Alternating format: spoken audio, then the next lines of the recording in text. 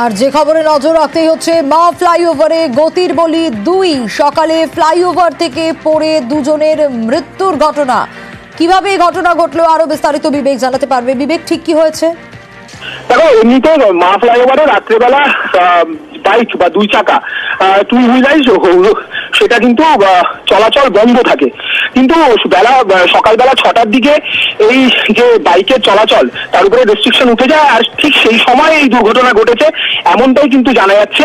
সে সময় দুইজন তরুণ, তাদের বয়স খুব কম, যদিও তাদের পরিচয় এই মুহূর্তে জানা যায়নি, তারা যেটা সূত্র মারফত জানা যাচ্ছে যে বেলেঘাটা থেকে ধর্মতলাগামী অর্থাৎ পার্ক সার্কাসগামী যে ফ্ল্যাঙ্ক রয়েছে মা ফ্লাইওভারের, সেখান দিয়েই তারা উঠেছিল এবং পরমা আইল্যান্ডের কাছে যেখানে টার্ন নেয় ব্রিজটি বা মা ফ্লাইওভার একটু টার্ন নেয়, সেই জায়গাতে কোনোভাবে তারা মনে করা হচ্ছে যে যেহেতু প্রচন্ড গতি ছিল তাই তারা কোনোভাবে বাইক সামলাতে পারেনি এবং ডিভাইডারে ধাক্কা মেরে একদম উপর থেকে নিচে পরমা আইল্যান্ডের কাছাকাছি পড়ে যায়। এমনকি গতির তীব্রতা এমনটাই ছিল যে যে জায়গায় সাধারণত পড়ার কথা তা থেকে 50 মিটার দূরে গিয়ে তারা পড়েছে, এমনটাই কিন্তু আমরা সূত্র মারফত জানতে পারছি।